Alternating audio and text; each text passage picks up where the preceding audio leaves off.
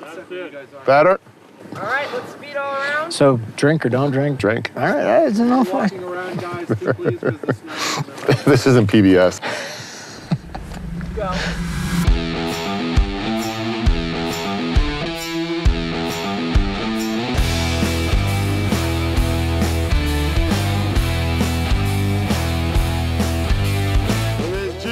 Miami style, God.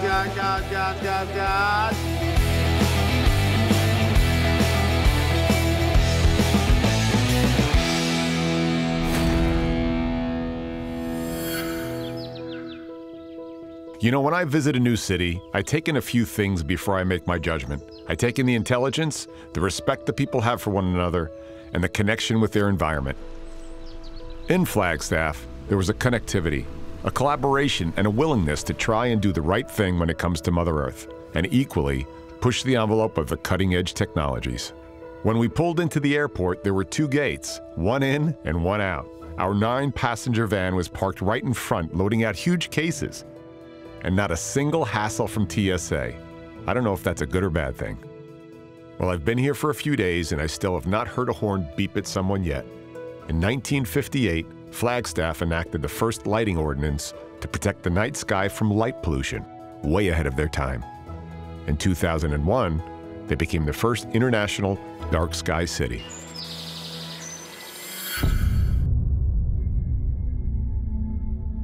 This is Houston, over.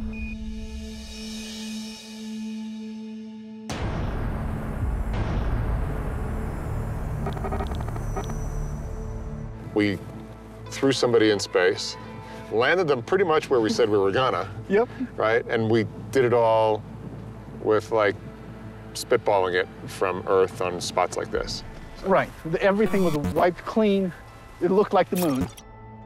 Projects and facilities like the Cinder Lake Crater Field were happening all over the country, and to have it here in Flagstaff makes the city all that much cooler. We're gonna get to drive the lunar rover around today? Unfortunately, that's now a museum piece. And So where are we today? We're at the Cinder Lake Crater Field. This is one of the sites where they train the Apollo astronauts. And you can see that they've actually replicated this whole field to look like an exact part of the moon, the Apollo 11 landing site. Houston, Columbia on the high gate, over. Roger, the EVA is progressing beautifully. They're setting up the flag now. in the 1960s, live TV was a new technology. And the engineers were not very comfortable with having that on the Apollo landers as being part of the required mission. But when they started doing the training out here, and they had the astronauts pretending to talk back to Houston, and the only thing they had was a radio communication. They very quickly realized they couldn't keep track of where the astronauts were, what was going on. If there was a safety issue, they couldn't help them. They needed that live TV. Columbia, this is Houston, AOS, over.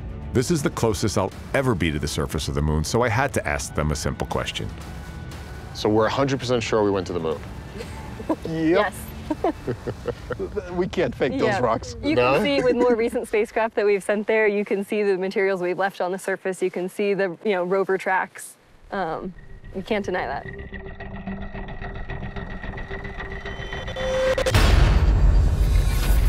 Ah, the beautiful incongruity of Flagstaff. One moment I'm walking on prehistoric volcanic ash fields, and the next, I'm snowboarding at 9,000 feet on mountains that are part of the San Francisco Peaks, which are held sacred to 13 different Native American tribes that reside in this region. What a place. Yeah, hold 1 second, because I'm getting dehydrated. Yeah. So how long have you been in Flagstaff? I've been in Flagstaff just about 22 years now. So I grew up in Wisconsin, wanted to pursue a career in motorcycle mechanics, so moved to Phoenix, did that for a couple of years, and then decided to finish college, and ended up here in Flagstaff at NAU. The alternative path is, you're proof of that, right? That you don't have to get out of high school, look at the handbook, say, okay, let's go to college, knock out the 4-year degree, because that's the key to success. Right. Not every path is that way. I wasn't ready to really apply myself to that education. I was much more interested in having fun and riding motorcycles. So I needed to get that out and then apply myself to school. Meet Brian Streeney, the president and CEO of Machine Solutions. It's one of the world's leading specialty equipment manufacturers that produce incredibly complex machines that automate a process of folding balloons around catheters that deliver life-saving stents to our fast food infected bodies. So this is the multiple levels that occur in order to make that what seems to be super simple catheter with a balloon on it. Right. Right, so when you buy an Apple computer, somebody makes the power supply, somebody makes the touch screen, somebody makes the pad, but when you get the Apple computer delivered to your house, you think it's an Apple product. Right, we're going to help them take their raw materials, their pellets or whatnot that they're making a catheter from, and create a product around that. Yeah, a product that saves lives. Product that saves lives. It's awesome.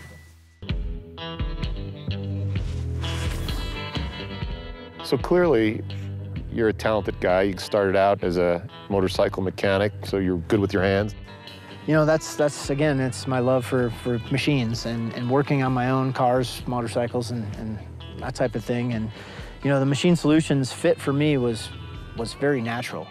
This machine here is a balloon pleat and fold system. So an operator would sit in front of this machine and place a catheter here in the handling system, and then the machine's going to shuttle that catheter into a pleat head, take that inflated balloon, pleat it into 3 or 5 pleats, and then transfer it to the fold head where it's then folded. And why is it important to have a pleat on a balloon? You want to be able to deploy that stent evenly and make sure that it's not shifting along the length of the catheter as it's being deployed, and that it lands exactly where the physician intends it to. Got it. So with having the multiple pleat heads on here, it gives them the ability to switch between product sizes on the fly without retooling the machine. That's the opening of 007. Yeah, pretty much. That's ambition. Skinning up. Yeah. That's cardio right there. Oh, yeah. That's 7,000 feet. Oh, no, we're at 9,000 something. Oh, we're at 9 right now? All right, I feel better.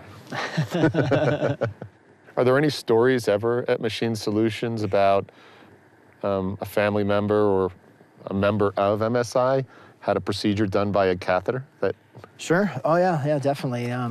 Actually, there's an individual at our Steger facility in Inman, South Carolina, who, you know, when we hired her, first time I met her, her name's Kat, she was, you know, hey, you know, I have three stents, 3 coronary stents, and, you know, I wouldn't be sitting here talking to you right now, or much less working for you if I hadn't had those procedures, you know, and they literally saved her life, you know. So, you know, having that kind of connection, not only, you know, within the company, but knowing the family members and things that we've been able to touch through, you know, our machines, and then obviously our customers' devices is huge.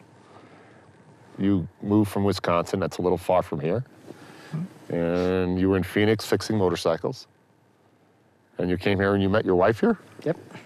And you had your kids here? Yep. And you became president here. Would that have happened anywhere else? Probably not. Brian serves as that reminder that there is not a path. Just as many people have found fulfillment and success, regardless of your definition of it, and they took the path less traveled. I guess you're about the only person around that doesn't have TV coverage of the scene. This brings me back to my childhood because the LEM, the Lunar Module, I know they call it LM, but I grew up with it at LEM, was built at Grumman Aerospace, and my dad worked there on the LEM. And I remember in 68, 69, going into Bethpage in the hangar and seeing the LEM right there. I think that started leading me to my geekdom and the love of science. I remember watching in 69 when they landed and sitting up trying to watch it on black and white TV. It was very, very cool. So being here is sort of special for me. I like that a lot. You're not alone in being inspired by the Apollo missions. I was inspired by Apollo, but it was not at all in my lifetime. Are we the only ones here, or are there other life forms out there? Your opinion, other than what we have no proof of. Well, I'd say that certainly that's what drives us in this field. You know, we're looking at when and where life might have arisen in the solar system. But I think, you know, that's an open question, and we're still looking beyond. That was totally corporate. Yep. Potential open question. Well done. Yep. So, your thoughts? Well, we are government employees on this clock. We're going to get official answers. But no. But we're still looking. We're still looking. Right, so It's a really interesting question. We're still, and the fact that we're still looking thinks that we think there are. We don't understand the other planets unless we study ours, but we can bring knowledge from the other planets back to understand ours as well. It's probably going to work the same way for biology. I like that answer. Thanks. While I've always been a person who enjoys being able to argue both sides of a discussion, but I'm not really sure if the moon landing was a Hollywood set or if we were really able to land men on the moon with technology at the time that was equal to the modern-day coffee machine. But I guess for now, I'll have to be satisfied with my lovely hosts from the USGS and their corporate answers. Thank you, True Future.